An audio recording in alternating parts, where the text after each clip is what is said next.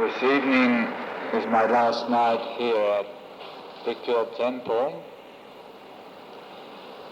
My last night in Kuala Lumpur. Tomorrow morning I'll be flying off back to Perth.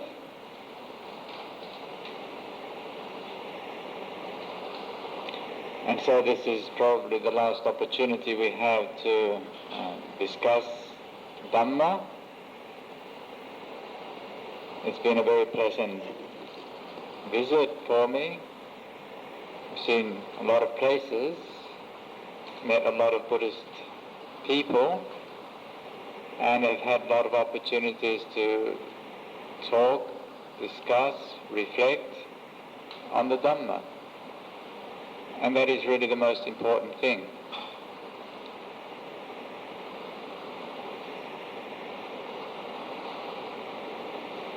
My visit isn't really a tour or a holiday. I feel always a little embarrassed when people say that I'm going on a holiday.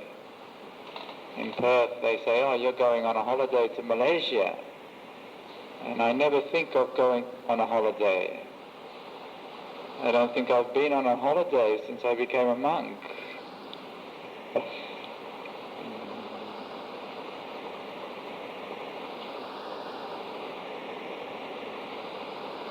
Once one becomes a monk, I think it's difficult to have a holiday. And when one becomes a teacher or is given that position, then it's even more difficult to go on a holiday. But still, it is very pleasant to have a change. And even just teaching, having the opportunity to be of service, that in itself is very refreshing and gives one a lot of joy. Giving talks, trying to share with others, isn't really hard work. I don't think it's really hard work myself. I consider it as a way of being of service to the community. And that brings joy to me because then my life is worth something. It's of benefit to others. It brings some happiness or, more important, some peace to others. And that is most important, because then my life is not just for me, but it is also for others. So during these last 10 days that I've been in Malaysia, I've had many opportunities to develop joy and have derived a lot of joy from this visit. And I expect that maybe sometime in the future there will be another opportunity to come again. However, I would like to take this occasion to invite all of you to visit me, just in case I don't come again. You're all welcome to visit Perth and visit Bodhinyana Monastery in Perth. And in that way maybe the world can become a little smaller, continually smaller. But whenever we come together, whether it's for a day or for a week or for a month or a year or 10 years, eventually there has to be separation. That is inevitable. That is just the way life is. Impermanence, transiency implies the coming together and the separation, the arising and the ceasing, the birth and the death. The important thing, of course, is what we do when we come together, how we live when we are together, how we relate. Sometimes at parting it can be quite sad when we part from those that we love or those that we care for. Sometimes parting can feel joyful. It's a great relief when we part from those that we don't like, those that we hate, or situations that we find difficult. Then we feel relieved. Thank goodness that's over and he's gone. But neither of these are very skillful reactions. The best approach is to understand that parting is quite natural. It's not a matter of joy or depression. But the important thing is, when we are together, how do we live together? How do we relate? You see, at the time of death, for instance, which is a time of parting, very final sort of parting, or so it appears. In actual fact, it's not as final as one may think, but it appears to be very final, and people can become quite distraught and upset and emotionally disturbed. But for a Buddhist, I think it is very important that we understand that death is just another parting. It's not a matter of being distraught, greatly upset, but for us, we can accept that death is inevitable. When it comes, I think we can develop peace even around death.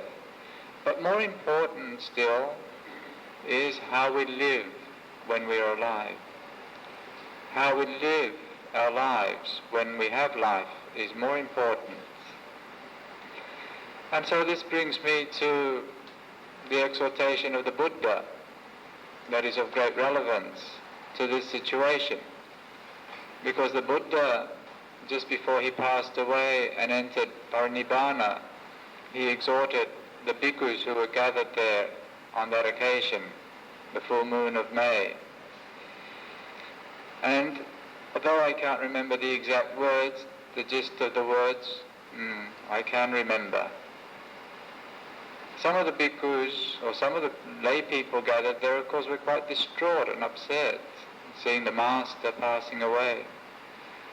Ananda, who was a Sotapanna, he was already a very spiritually evolved human being, but still, he was still upset because he still had attachment. So the Buddha exhorted the bhikkhus, all conditioned things are impermanent. Strive diligently with heedfulness for your deliverance. Now this is very important for all of us to remember, because this is what we all need to do. This is what the Buddha wanted us to do. The Buddha did not spend 45 years of his life just to establish a religion in the sense of establishing some sort of institution or establishing some sort of philosophy. He spent 45 years of his life teaching, encouraging, trying to get people to strive with diligence, with heedfulness for their deliverance. Because the Buddha could not enlighten anyone, but he merely taught the way and encouraged. As disciples of the Buddha, we have this inheritance, the teachings that he gave, the guidelines that he gave, the pointers that he gave. But still, it remains in our hands to strive, and to strive diligently and with heedfulness. It's a very important word, heedfulness. Appamada or appamado. Heedfulness.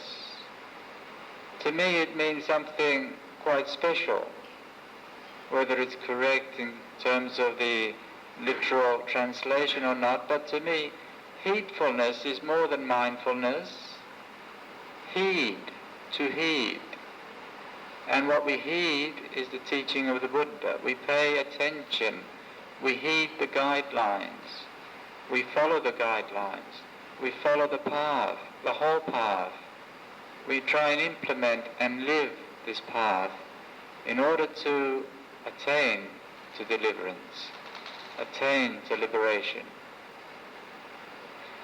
But one of the very important aspects of the path is mindfulness. And I have spoken on this topic on numerous occasions. But I want to again reiterate and speak on it once more this evening, because it is the most crucial factor in terms of being able to implement the path, in terms of being able to understand, see Dhamma. Because without mindfulness, there will be no occasion for us to break out of our habitual patterns, mechanical existence.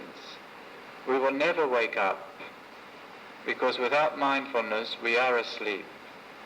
It is as if we are asleep, and there is no opportunity for either creativity, for change, for progress, for understanding. The path will not develop. The path cannot develop until we begin to establish ourselves in mindfulness. Mindfulness is a crucial factor that we must have in order to be able to respond to the variety of situations that confront us in life, the variety of problems that confront us in life, the variety of experiences and problems that we have in even meditation. Though the textbooks will tell us the principles, the guidelines, with regards to the way to live, there's the precepts. With regards to the way of practicing meditation, there are the various descriptions of the way to concentrate. All the guidelines are there, but still, they will never be exactly fitting for the experience that we are having. Because each experience is different and is unique. Each moment is new and is unique. You cannot just take a set of guidelines and in black and white impose them on a new experience. Something from the past superimposed on the present is not going to be the best way to deal with that situation. That is a very sterile and very ineffective way to deal with life. So that though we have all these guidelines and teachings, not only from the Buddhist scriptures, but from many wise people and many not so wise people who've written many books about how to deal with various problems in life, how to raise your children. There are so many books about how to raise your children. What is the best way to raise your children? I don't know. And it's not because I don't have any children. It's just that I really believe there is no best way to raise your children.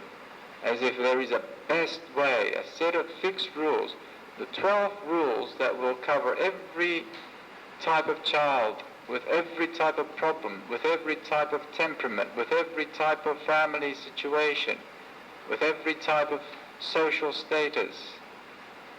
So you have this fixed set of rules, the best way to bring up your children. And people will try and apply those fixed set of rules and quite often make a mess. Because it's sterile and it's old and it's something that is dead.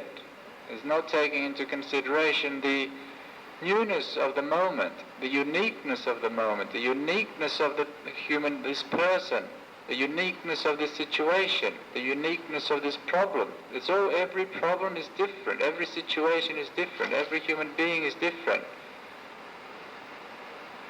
So what is the best way to bring up your children? Be very mindful. Because mindfulness is the only thing that can be sensitive to this present situation, this present person, this human being, this one, not the one in the book, this one, your child, the way your child is now, what the situation is now. The guidelines in the book may be fine, but they only remain as guidelines. It is mindfulness that can be sensitive, enables you to be aware and sensitive to the present, and thus wisdom can function to deal with it, respond to the situation. This is why people, for instance, in the practice of morality, often come up with, well, what about if that happens? The rule of not killing. Yes, but what about? And all I can say is these rules, these 5 precepts, 5 precepts are not black and white, as if they're final and nothing else needs to be said and nothing else needs to be considered. Black and white, rigid commandments. They are guidelines, principles that we are committed to as moral human beings, as disciples of the Buddha. However, in life is not so easy. Life is not so simple. There are such a variety of possibilities that may happen to you in life. You cannot just come from black and white, rigid, because there will be so many grey areas. And you will have to be very mindful. With that mindfulness there will be sensitivity. With the mindfulness there will be honesty with regards to your intention. You will know what your intention is. With mindfulness there is the opportunity to apply your wisdom, and you have wisdom. We all have wisdom. It's just that when we're asleep we don't know how to use it. But with mindfulness we can apply the wisdom that we have. Whatever we have, how much we have. We've all got a fair share of wisdom. But it does require this mindfulness to see this situation, this unique situation. It is quite often not so clear, not so black and white. And so people say, well, you're supposed to be keeping these precepts. What about if you're trapped and you're trapped in a room and this cobra is going to bite you? What would you do then? Would you let the cobra bite you? I don't know. I try to be mindful and see what is possible in that situation. If you're really trapped, are you really trapped, or is there a little window you can jump out of? So can you somehow sneak out through the window? Is there something that you can do so that you don't have to hurt or kill this cobra? Is really the choice only either you kill the cobra or you let the cobra kill you? Is that the only choice? And this sort of teaching is very foolish. As I heard that I heard this from one of the Tibetan teachers. That he gives the story of the bodhisattva who's developing the higher path. And so this bodhisattva in this story is the head merchant, or a group of merchants, traders, and they've just gone on this journey in a ship across the ocean to an island where there are lots of jewels and gems and precious stones, and they've gotten this whole sack full of these gems, precious stones, and they've got it on the boat, and they're going back and they're going to split it up evenly between all these merchants. But then the head merchant hears or suspects, and quite rightly, that one of the group has got the intention to kill them all and take the jewels for himself. So this so-called bodhisattva considers this situation, this is not good. I mean, if he kills all these people, that'll be really bad merit for him, and that shouldn't be allowed. There's only one thing I can do. I have to kill him. So he kills him. Now, is that what sort of mentality is that? Is that applying mindfulness? Is that applying wisdom? Is that really a realistic assessment of a situation and the best way to respond to it? I'm sure that if I was in that situation, and if I was mindful, I could think of many other options than resorting to killing. Is that the only way? The only two options. Either you let him kill all these people, or you kill him. That's all. Life is not like that. There are many options, quite often. Many options. If we are sensitive, if we are mindful, we can see how to respond. We can see how to apply these moral principles. There are many, many ways. If there's a whole group of them, all they have to do is gang up on this one man and just tie him up. That's finished. Take him home. It's very simple. If the cobra is attacking you, maybe you can jump out the window. But then if there is no window and you're really trapped, what are you going to do? Well, be mindful. With mindfulness you'll make a decision and you'll take full responsibility for it. That is the best way to deal with that problem. And that is the best way to deal with every problem. And that is the best way to bring up your children. Because there are so many variable factors that we cannot just make a set, fixed, rigid set of rules and then say, just apply these mechanically, and that's it. There are guidelines, there are rules. We have morality and precepts. We have a lot of guidance from the very wise people and very wise teachers, and the wisest of all, the Buddha, with the instructions that he left for us. But still, we must strive diligently with heedfulness, and in particular with mindfulness. We must be sensitive to the situation, sensitive to the person, so as to be able to respond, so as to be able to deal with that particular, unique person and situation in the best possible way. The trouble with us is that most of the time we are not sensitive. We are living in our own little world of our thoughts and memories and plans, and so preoccupied with the heavy mind that we are so insensitive to that which is right now, to how things are now, to how people are now. I reflect on this a lot, especially whenever I come and when I go from a place. These are very important times. So now I leave here, I go back to Perth.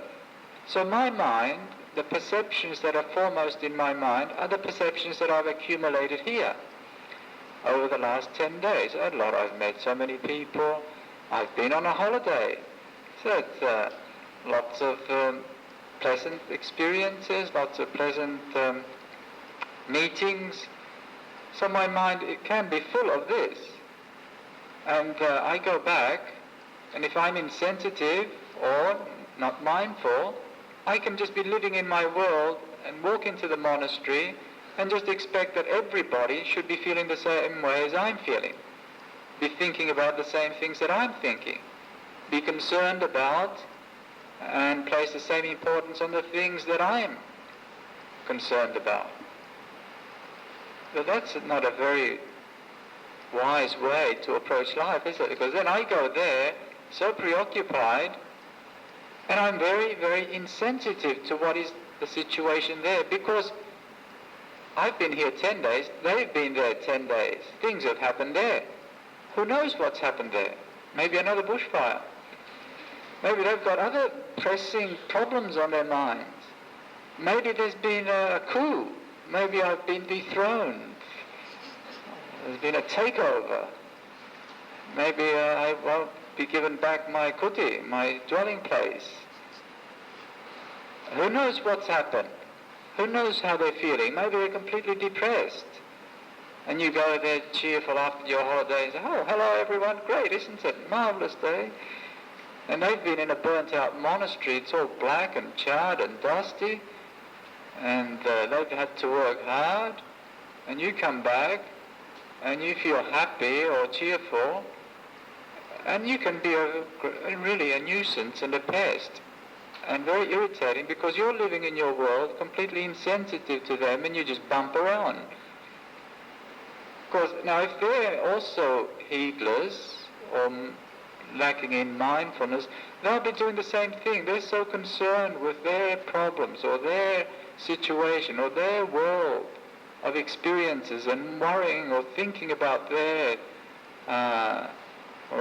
past or their future. And so they come, and as soon as you arrive, they want to unload, or they want to tell me everything.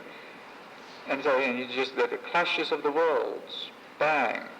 And that's why when we come together quite often, when we've been apart, there can be a sense of resentment almost. You feel hurt or resentful. And why don't they understand me? These people are very, very inconsiderate. And how many times do you feel that? When you go out to work in the morning, say if one of you goes out to work, the other one in the family stays at home, or then you come back, your world is the world at work. You're filled with thoughts of work and the problems at work and what you've been doing, the projects. So for you, home has been a blank for a whole day. Nothing has happened at home. And you go there and you're completely insensitive to maybe what the person at home has had to do and feel and how they're feeling. And so then there's a lot of frictions. There's a lot of resentment. There can be a lot of irritations. We can be so insensitive. And a lot of problems arise in life simply because of this insensitivity. It is not because of bad intention.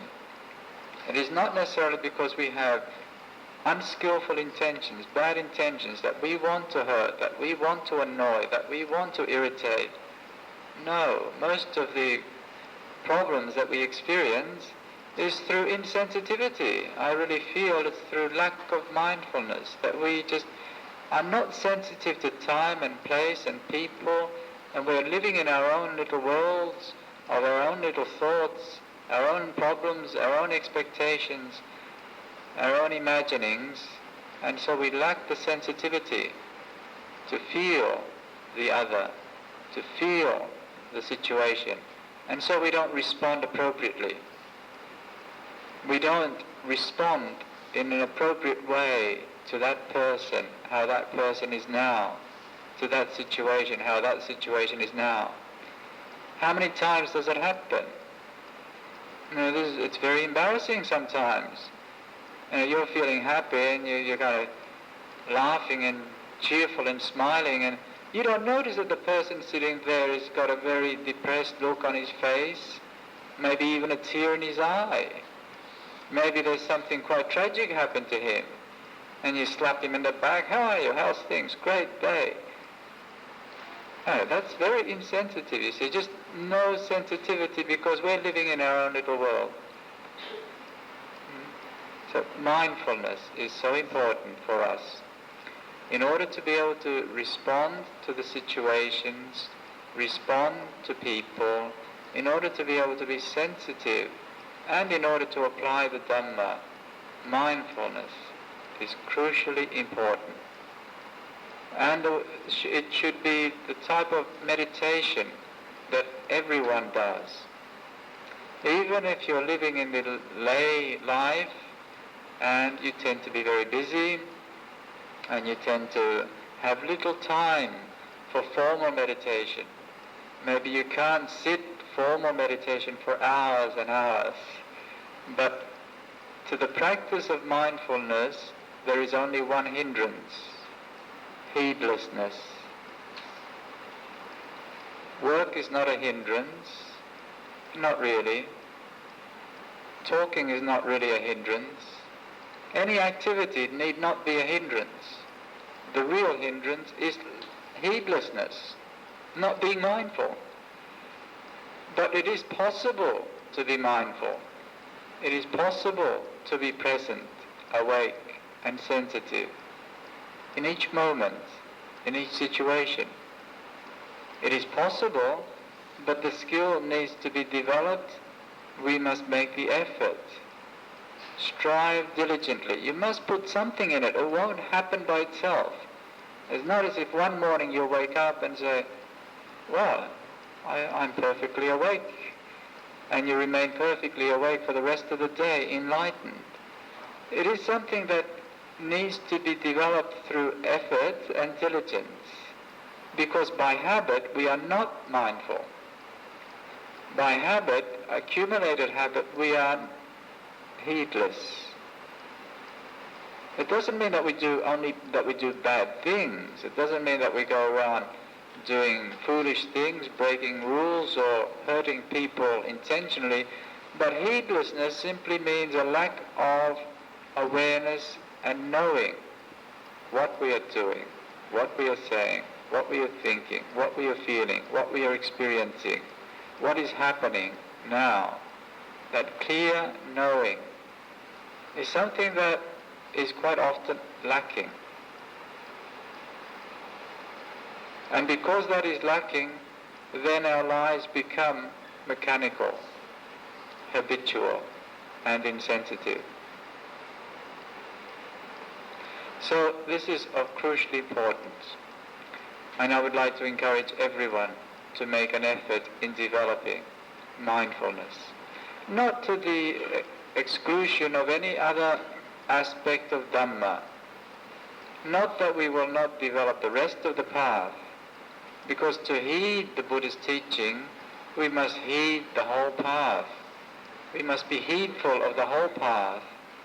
But it is this mindfulness that I feel can be developed and can be a great blessing, that is greatly needed for most of us, because most of us, after a while, know enough.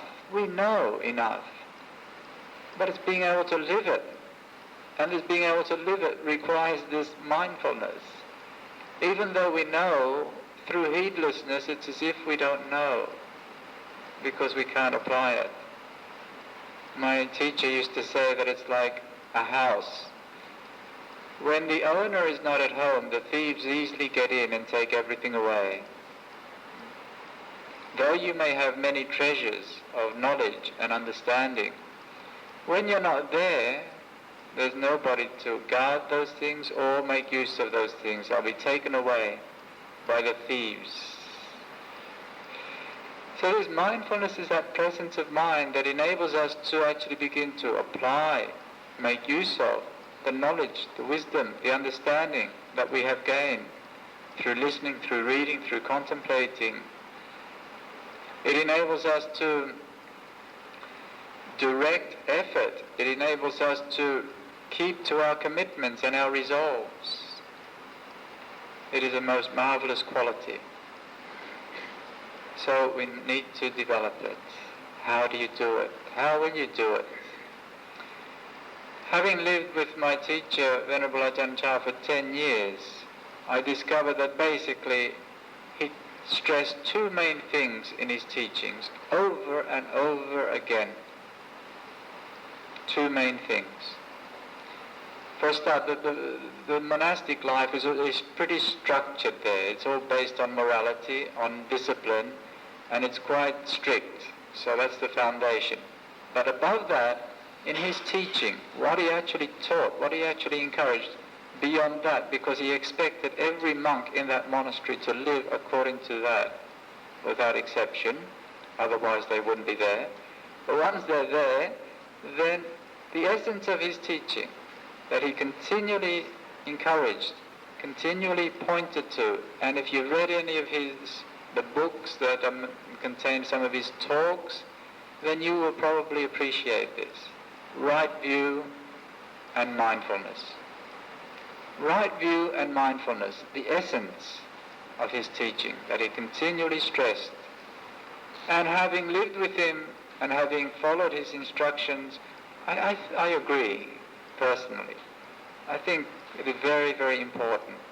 And I'm glad that he stressed these so much.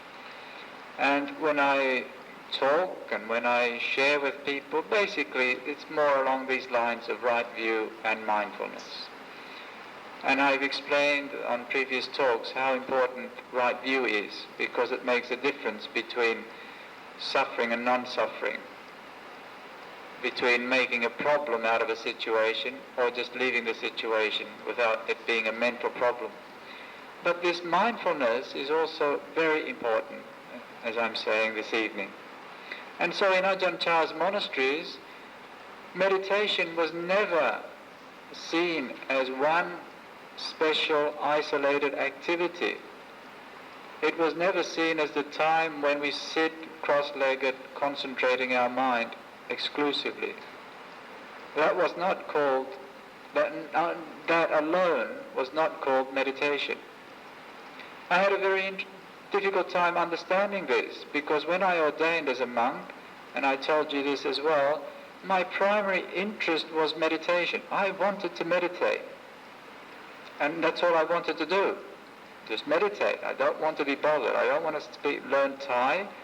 I don't want to do any chanting, So for the first year I didn't learn any Thai, I didn't learn any chanting, I didn't want to know anything. Just leave me alone, I just want to meditate. And so I kept on doing that, and my mind was quite fixed on that, and I resented having to do anything else.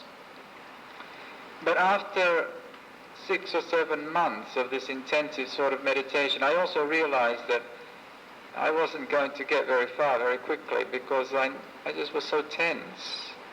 I had so much ambition. I wanted to achieve. And because the mind is so fixed on achieving, your meditation doesn't get anywhere. The mind never becomes peaceful.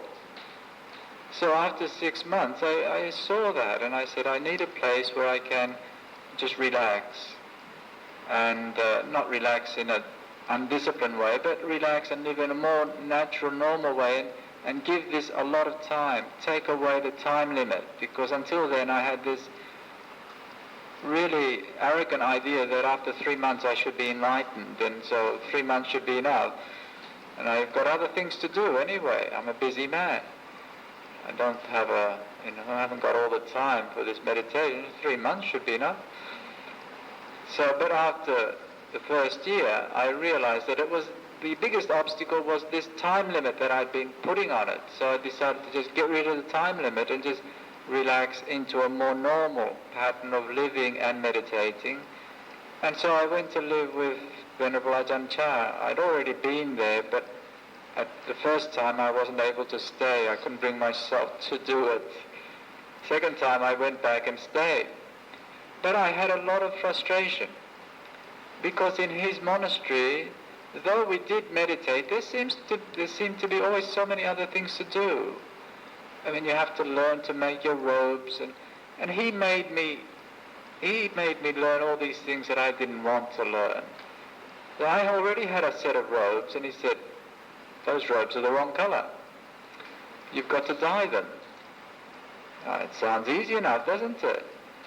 But to dye them the way he wants them dyed takes days and days of hard work. First of all, you go into the forest and collect the firewood. So you go hunting around for dead pieces of wood and pile up your firewood. Then you've got to get these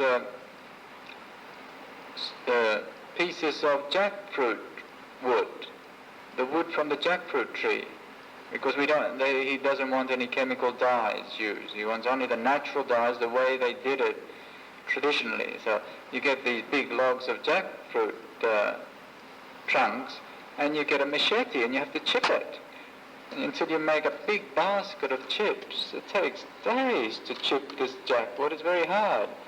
So you're making little chips of jackwood, hour after hour, with this machete. Not only is it very painful, because it may be all right for the village people whose hands are very tough, but when you're a dainty scholar, my hands were not so tough. So you get blisters, and you can't chip so well, and it takes so long. Then you have to boil them up, and you boil them, and you extract the color. The dye comes out in the water. So then you collect all this water that's got dye in it, and you have to concentrate it, boil it for more and more and more until it becomes concentrated, and then you can dye your robe. So that's 2 or 3 days of very hard work, and you really start to resent it. You don't want to do that. You want to meditate. And yet he would be continually saying to everyone, he wouldn't use the word, there's a word in Thai, patibat, which comes from patipati, I think. But patibat, it's a word it's got a special meaning, the way it's used in the forest monastery. So practice is the best word we can say. Practice, in English, practice. So he'd continually be asking the monks to practice. And so after a while I got quite fed up, because on one hand I was thinking he was saying meditate. In other words, sit meditation. And on the other hand, he's asking me to do all these things. Dye my robes, learn how to sew a robe. Then every morning we have to chant, and he forced me to chant. And then we have to go on these long arms round takes an hour and a half to walk to the village and back, and then eat your meal, wash your bowl, and you have to sweep the grounds around your hut. And then in the afternoon you have to go and carry water. It doesn't want any running water, so we have to have wells and pull up the water in buckets and carry it on our shoulders, not on a trolley, just on our shoulders, to all these places. It's all changed now, by the way, but this was what it was then. And he was very insisting in those days to keep it like that. So I felt there was some conflict. So one night, after the final meditation and the chanting, I asked permission if I could ask some questions. I'm confused. So my Thai was not very good, but I used a translator, and I said, Luang Por, we call him like Luang Por, means spiritual father. You're going on about this patibat, but at the same time, you're asking me to do all these things, and I'd just rather meditate. What do you mean by this patibat? So he just sat there, nothing much moves. Oh, now nothing moves him, but in those days he was always very equanimous. He just sat there, and beside him there was a thermos of some sort of tea, or I think it was tea. He just sat there, looked at me, picked up this thermos, took off the lid, the top of the thermos, poured himself a cup of this tea, just sat there and drank the tea. Finished drinking the tea, just put the cup down, very casually, and then looked at me and said, "That's practice." And so I thought, well, I'd better get a thermos of tea myself. And so that's practice. And he did explain things further, but it was a very meaningful answer, actually. Because until then, meditation, to me, was a very formal thing with a specific goal of concentration in particular, that I had to concentrate my mind, and I had to be in a special posture, and I had to be left alone, and that was meditation. Everything else was a nuisance. Everything else was just a distraction and a nuisance, and that created so much suffering for me. Tension, frustration, and that's why probably my meditation wouldn't develop. So here he is saying drinking tea is practice. What does he mean? And it was then that I began to understand his style of teaching, and also the emphasis on mindfulness. Can you be mindful when drinking tea? Is drinking tea a hindrance to the practice of mindfulness? No. It's very easy to be mindful when you're drinking tea. That's practice. When you're mindful, you're practicing.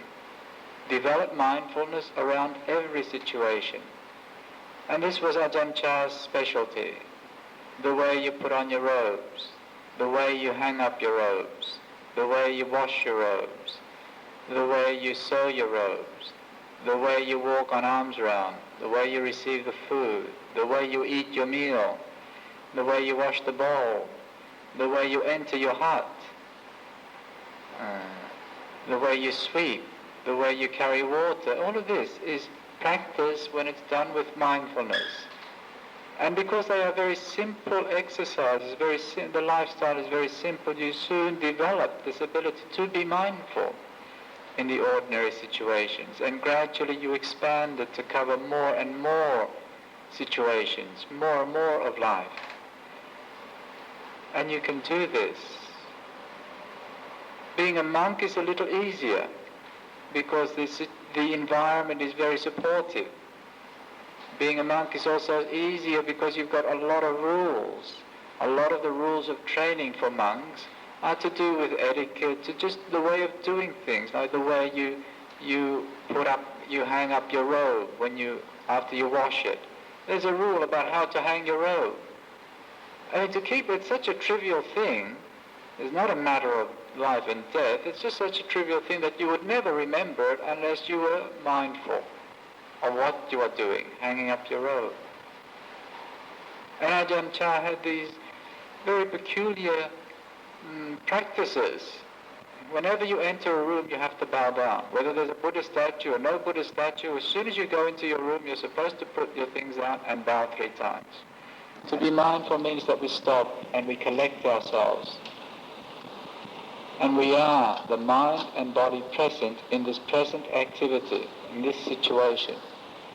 Now, maybe you don't have quite the same supportive conditions at home and in your normal life as I have in a monastic situation or the monks have in a monastery situation, but it's only a matter of degree. You can do it. You can do it in your life. Once you know what needs to be done, you can do it. And this is why I encourage very much bringing this quality of presence of mind, knowing what you are doing. This is not an artificial way of being, but a very natural way of being. It is not a tense state of self-consciousness. It's not being self-conscious.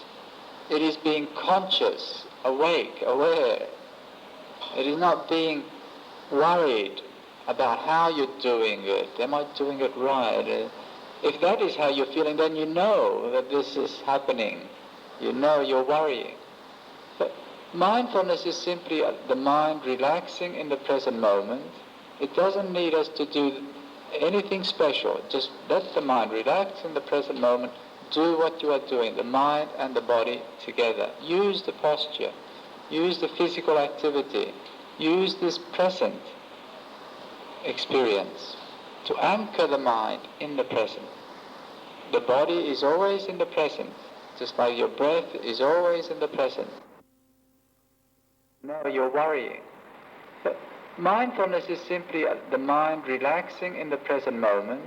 It doesn't need us to do anything special. Just let the mind relax in the present moment. Do what you are doing, the mind and the body together. Use the posture. Use the physical activity. Use this present experience to anchor the mind in the present. The body is always in the present, just like your breath is always in the present. But the mind can be far away. Use the body. Use something like the breath. Use something like the walking. Use something like the work that we're involved in to anchor the mind in the present so that there is presence of mind, so that there is mind fully present, mindfulness, mind fully present here, aware of the situation. And that is the way to sensitivity. You will be so much more sensitive. You will be so much more alive to all that life has to offer, and much of life is very pleasant. Drinking a cup of tea can be so pleasant, but most of us don't even taste it. We drink that tea, but the mind is busily doing something else. The tea just goes down the throat into the stomach, and that's it. Was it sweet? What sort of tea was it? I don't know. Was it tea or coffee? I don't know. How many times you eat something, you don't even know what you're eating. So this is when the mind is lost and busy. You're not experiencing life. We miss out on so much. And a lot of life is quite pleasant, beautiful. You can walk through a park and there's just so much beauty. You know, the trees, the grass. And in KL you've got a lovely parks. And the greenery is so green, the trees, it's so lusciously green. But you may not be noticing that at all. You're walking through there worrying about your sweetheart who's left you, or something like that. You don't even notice a tree. You don't notice anyone who walks by. You don't know what time it is. You soon don't even know where you are, where you left the car. Where did I leave the car? So this is the mind gets so lost that we miss out. That whole hour is gone. It's just, we haven't lived. We've just existed like a mushroom. So now, mindfulness brings life. into our existence because we're experiencing, we're awake. We know what we are doing now, we know what we are seeing now, we know what we're experiencing now, and we derive the pleasant feeling, the pleasantness of living in a pleasant situation. But of course, there are many unpleasant situations too. But because we are mindful, we can see that unpleasant situation as just unpleasant. We need not react with aversion. We need not get caught in depression and creating a problem. Through mindfulness there arises the opportunities to respond to life, to deal with life in so much more skillful way, so much better way. So now this is a quality that we all need to develop, and we can develop it. Just try a little thing, a little activity that you do every day, something that you're doing. Go for a walk, and don't let your body go for a walk by itself. Go with it, the mind walking with the body, the mind enjoying the walk, the mind and the body walking. It doesn't mean that you're a zombie. It means that you're an awake human being. There will be thoughts coming into the mind. That's all right. It doesn't mean you're not going to have thoughts. Thoughts come. You know you're thinking. Sometimes you will think intentionally, but your thoughts will be directed thoughts. It won't be daydreaming. It won't be reactive thoughts, one thought leading to another without any awareness. The thinking is a valuable gift, if you wish, mental activity. But it needs mindfulness to look after it. Otherwise it becomes wild, just like your garden. The garden can be a very beautiful place, tidy and clean, lots of nice little flowers and plants and nice lawn, but it needs someone there to look after it. Because if you don't look after it, it becomes just a jungle full of weeds and all sorts of things that make it very unpleasant to be in. The same with the thoughts. You need to look after the mind, its thinking. And when we are mindful, we can look after it.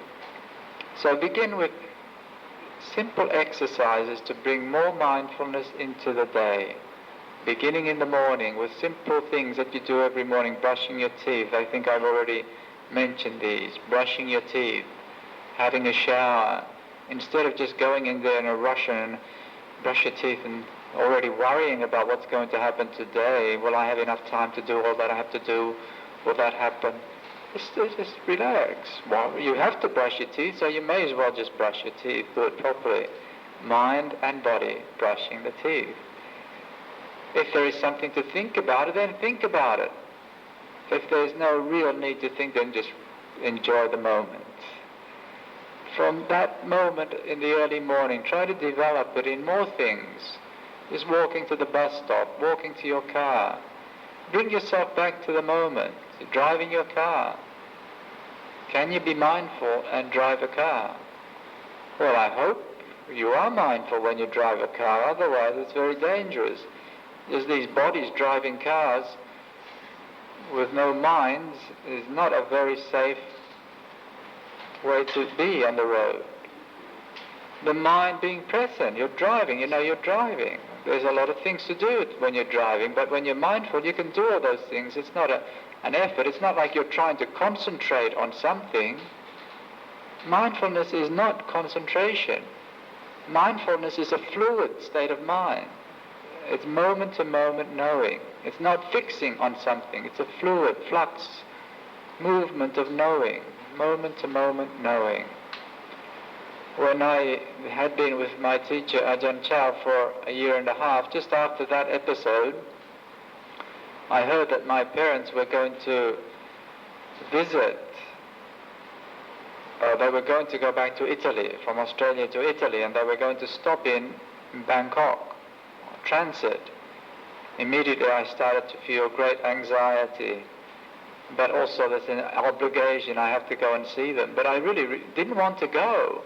I mean, imagine going to Bangkok, all those distractions, all that noise. I'm just getting into my meditation, my precious meditation. And I'm just getting into it now. It's really becoming quite good. And so I don't want to go to Bangkok, but then I have obligation. I have to go. So I start to think, now, what should I do when I go to bed? How can I protect my meditation? So I go and see Ajahn and I say, my parents are coming, I have to go and see them in Bangkok. What should I do? I'm afraid my meditation will fall to pieces. Should I just, when I get there, should I just concentrate my mind and keep my mind fixed on Buddha? Because one of the techniques that we use in this tradition, the forest monastery, is the mantra Buddha.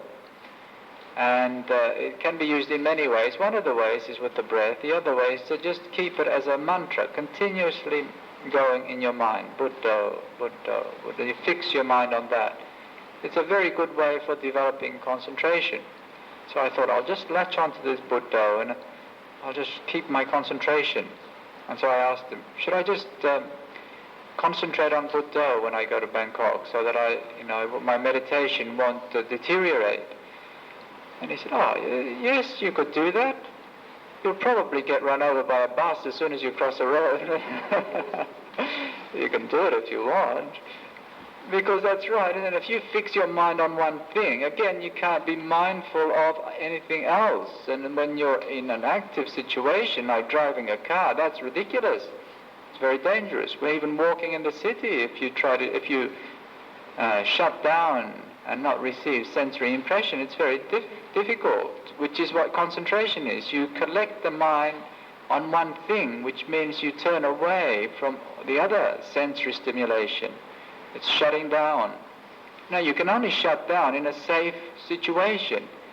You don't want to go shutting down when you're in the middle of Kuala Lumpur driving a car. You want to be open and receptive to the sensory information when you're driving, the speed, the traffic lights, the cars, the rear vision. You cannot concentrate on one thing, but you can be mindful. And when you are mindful, the mindfulness flows, and you are that much more sensitive to everything around you, and your driving will be a lot safer. Most of the accidents are through heedlessness.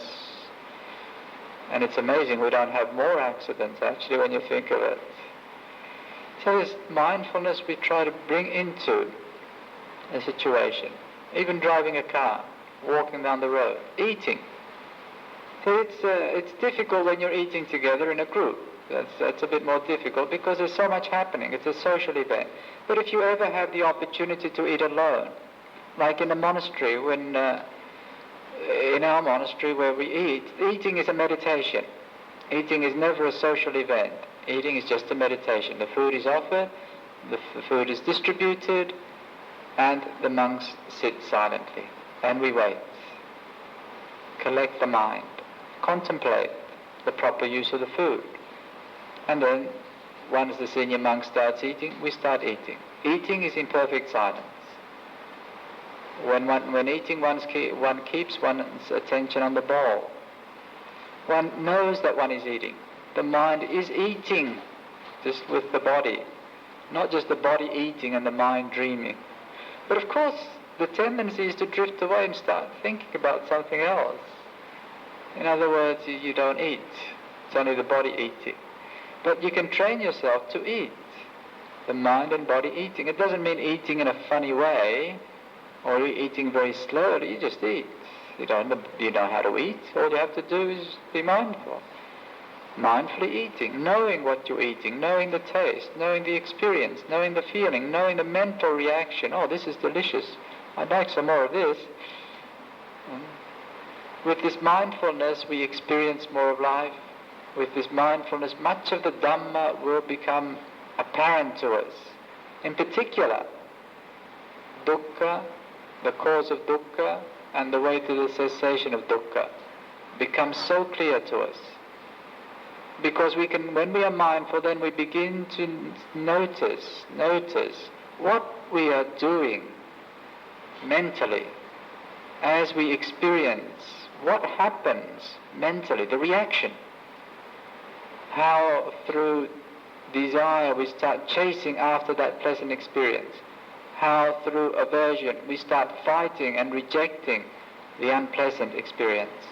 And how through that reaction we create mental anguish. that this ease state of mind. And if we see that, then we can also see how to stop. Through mindfulness, we can see how to stop. By not creating that reaction, we don't create suffering. Now this is all the fruit, if you wish, that is possible from cultivating this mindfulness. And there is only one way to cultivate mindfulness. The only way is to be mindful. That's the only way, to be mindful. Every time we are mindful, we're cultivating mindfulness. We can't sit here and think, yes, now I'm going to cultivate mindfulness. That's what I'll do. Because when you're worrying about or planning something, quite often you're not mindful. The way to develop mindfulness is to be mindful. It's like even the practice of formal meditation is simply, it relies on mindfulness and it develops mindfulness. So when you're concentrating on the inhalation, the exhalation, the inhalation, and then the mind drifts away and you start thinking and worrying or imagining, and then you say, oh, I'm thinking. But what do you do then? That moment of mindfulness is so precious. Sustain it. Try to hold on to it. Try to hold the moment of mindfulness, another moment of mindfulness, another moment of mindfulness. Because mindfulness is always new. It's always in the moment, and it flows with the moment. The formal meditation is a systematic training, which is to develop mindfulness and concentration. It's very helpful if you can do it, because it will support the mindfulness in daily life greatly. It is very hard to develop mindfulness in daily life unless we also have some degree of formal meditation supporting us. But because you're living a busy life and you are in a lay life, maybe we can stress more the practice of mindfulness. Do what you can with the formal meditation. If you can, sit each day. But regardless of whether you do or you don't, and how long you do, certainly develop mindfulness as much as you can in every activity, at every time, and in every situation. And the benefits of it will be great. It will make you into a more sensitive, more awake, more wise human being. It will open up so many doors. So this is what I would like to encourage in all of you this evening. Encourage you to cultivate the path of mindfulness in your daily lives. So having said all of these things, now I'd like to invite you to ask questions. Just now you heard Reverend Jagaro's farewell message. Be mindful. For the last few days you have been attending to various talks and religious programs conducted by him. On this occasion, we are very grateful to Mrs. Tian, who has taken the initiative to invite Venerable Jagaro to this country to arrange this religious program. Last time, she came and reported Reverend Jagaro won't be able to come because there's a bushfire around that area. Then I told her, this is very natural. Not only Earth, according to the Buddha, the whole world is burning. 11 kinds of fires. And for a few months, Middle East was burning. We can introduce this as sand fire, not bush fire. The fire that spread from the man's mind, in one man's mind, that fire is more than enough to burn the whole world. This is the nature of fire that Buddha was talking about. Anyway, in his talk, Venerable Jagaro explained the real meaning of his name. Before his coming, people here pronounce his name as Jagaro, because the word Jaga is very familiar. So one day I corrected that pronunciation. Even then, I can say he is a real Jaga. Jaga means watchman. He watches his mind. In that sense, he is Jaga. He watches his mind and maintain mindfulness, alert about his mind and awareness.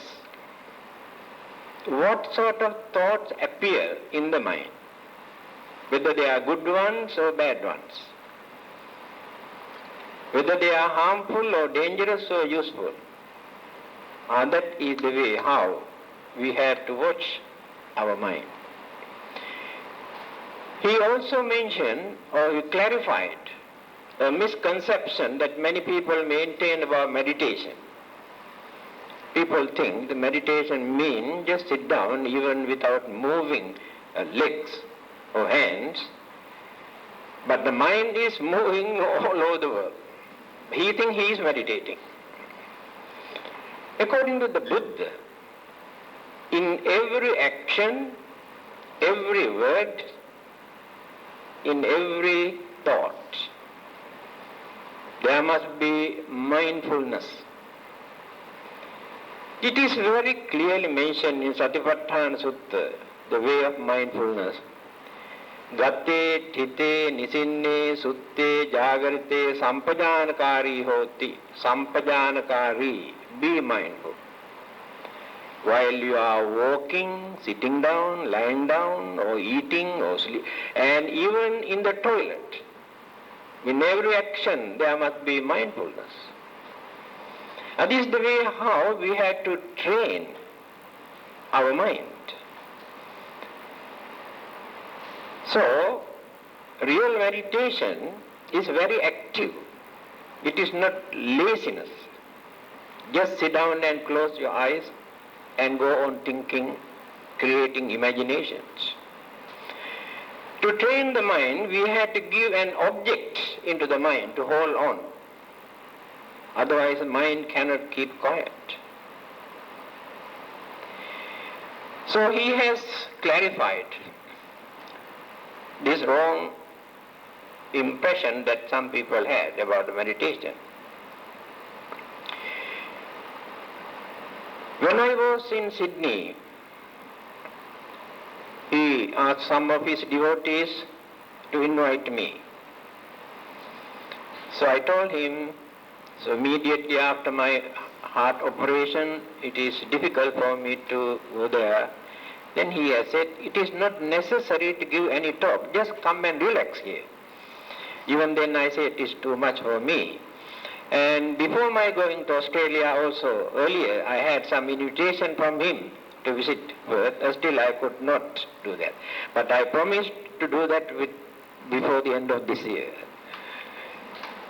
And in spite of various commitments and responsibilities, he is very kind enough to visit here and to create a very good impression and inspiration and develop your devotions and confidence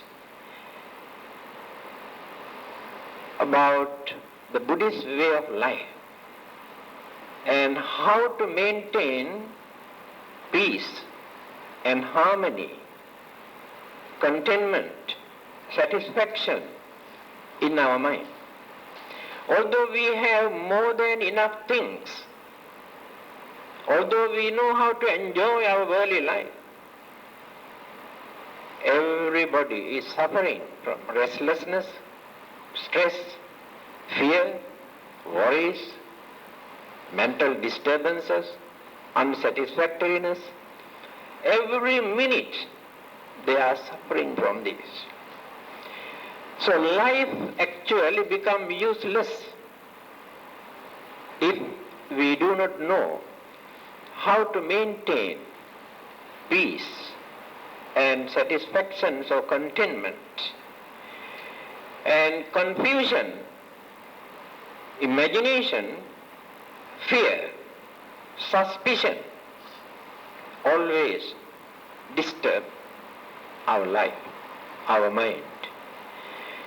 Then we experience the difficulty of concentrating.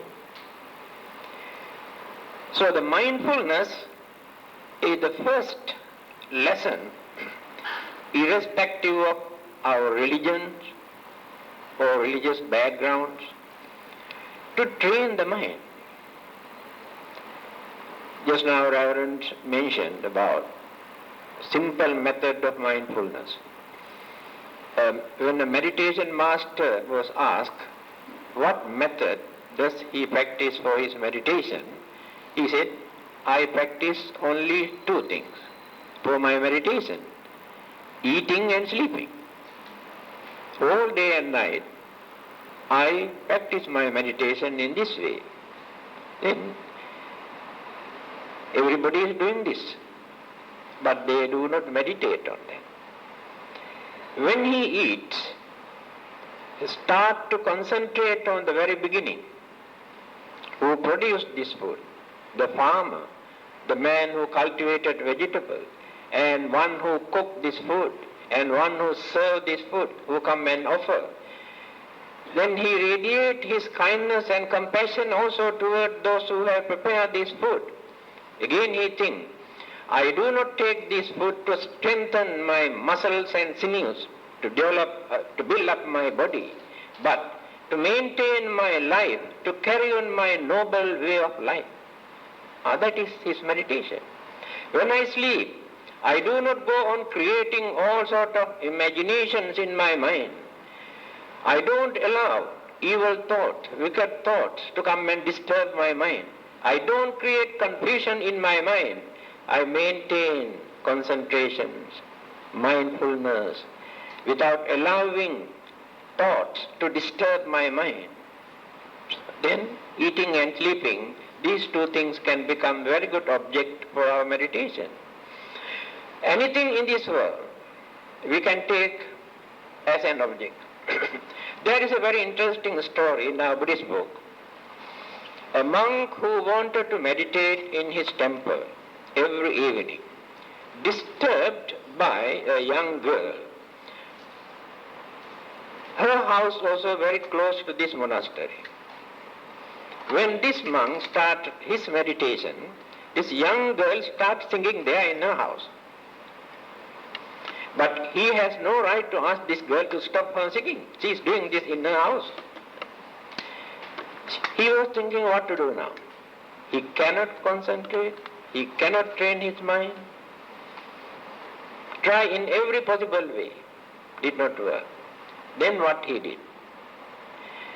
Instead of hating her singing, he harmonized her voice and took this as an object for his meditation.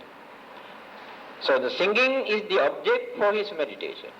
Without developing attachment, without arousing human emotion, without enjoying the music, only the sound vibration. He won the battle. After that he never felt that it is an hindrance. That is why the Reverend just now mentioned, you can take anything in this world for your meditation if you know how to handle this. So we are very fortunate to have very experienced monks who has dedicated his life so many years in various ways, not only for meditation but to promote Buddhism and impart his knowledge and experience to his devotees. And your contribution here during your stay, we really appreciate. May you find peace and happiness and final salvation. Thank you very much. Now is the time for you to ask your questions. Any questions? Maybe it is getting a bit late for you.